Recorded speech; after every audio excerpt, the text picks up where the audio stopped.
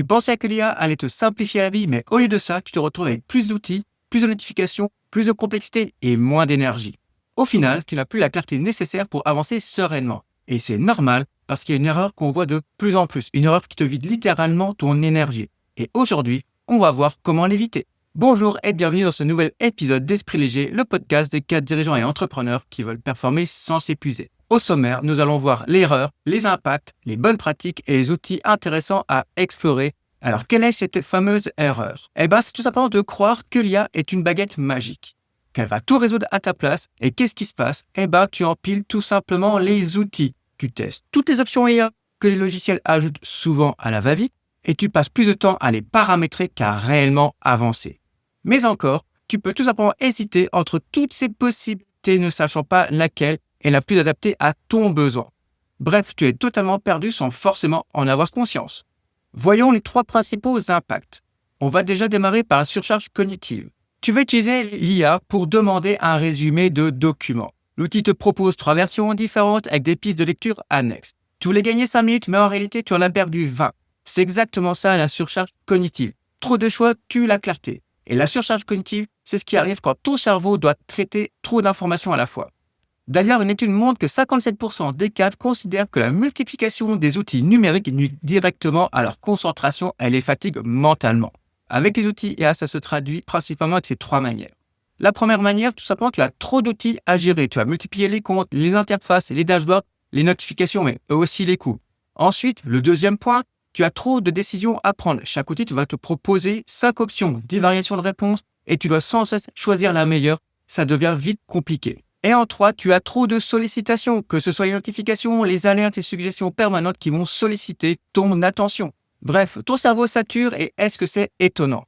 Non, il n'arrive plus à distinguer ce qui est important de ce qui est accessoire. Dans ce cas, tu peux simplifier et adopter le moins d'outils possible ou uniquement ceux qui répondent vraiment à tes besoins. Dans ce cas, tu vas éviter les doublons qui créent de la confusion et de la perte de temps. Voyons l'impact numéro 2, qui est la perte d'énergie mentale. Et là, sois bien attentif à ceci parce que tu risques de voir les IA différemment ou du moins revoir ton utilisation des IA. On va s'intéresser à une étude de MIT et d'Harvard menée sur 54 participants répartis en 3 groupes.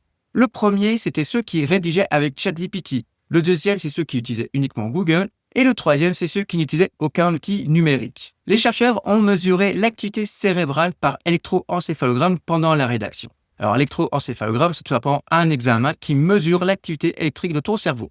Tu sais quoi ? Le groupe utilisant ChatGPT présentait tout simplement l'activité cérébrale la plus faible, surtout dans les zones liées à la mémoire, l'attention et la réflexion critique. En gros, plus l'IA était sollicitée, plus ces zones s'éteignaient. Et un chiffre est très marquant. 83% des participants ayant utilisé ChatGPT étaient totalement incapables de citer une seule phrase de leur propre texte, contre seulement 11% pour ceux qui avaient rédigé sans aucun outil. Tiens, un autre exemple, celui des numéros de téléphone. Avant les portables, donc dans les années 90, on connaissait des dizaines de numéros par cœur. Mais aujourd'hui, si tu en retiens 5, c'est déjà beaucoup. Et perso, c'est mon cas. Pour revenir à cette étude, les chercheurs parlent d'une dette cognitive. Et à force de déléguer, ton cerveau désapprend et s'épuise plus vite.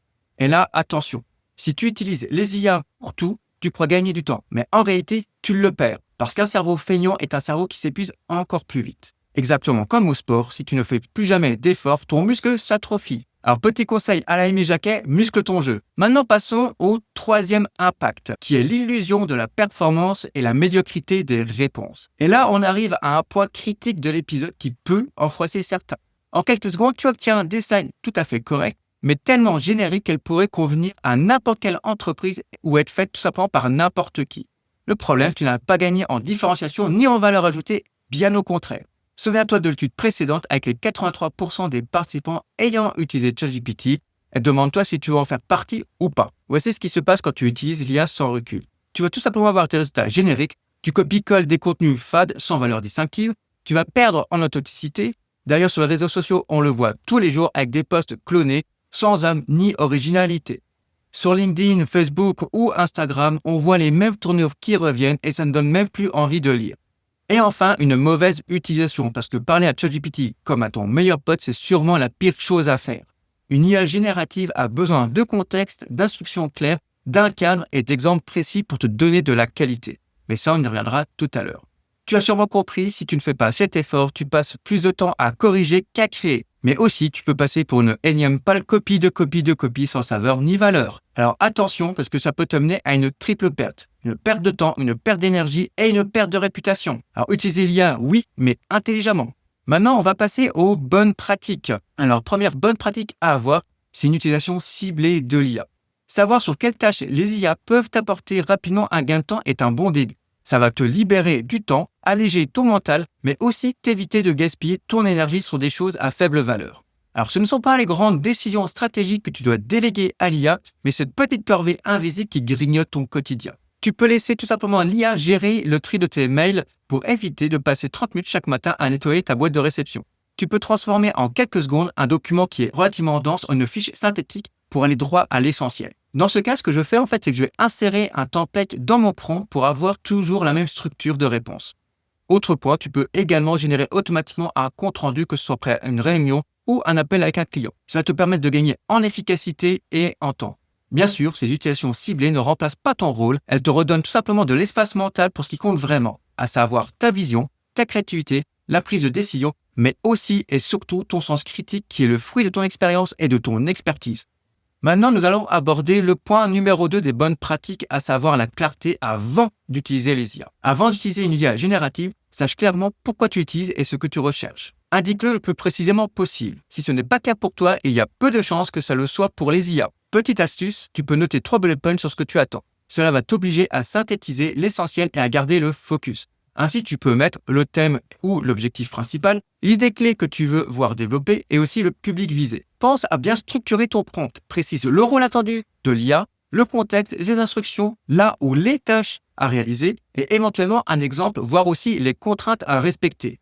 Pense à préciser le format, que ce soit une liste, un plan, un paragraphe, une infographie, et le ton souhaité, que ce soit expert, pédagogique. Tu peux également préciser ta manière de parler. Mais attention, selon le modèle d'IA que tu utilises, que ce soit ChatGPT, Claude, la structure peut varier. Teste puis ajuste ton prompt, l'IA est adaptable. Fais évoluer ta demande si le résultat n'est pas pertinent. Tu peux également décomposer en sous-questions pour les sujets qui sont plus complexes. Tu obtiendras ainsi des réponses plus structurées et plus précises. Un prompt bien pensé, c'est comme un brief efficace. Tu gagnes en qualité et en rapidité sur les résultats que tu vas obtenir. Passons à la troisième bonne pratique, l'esprit critique obligatoire.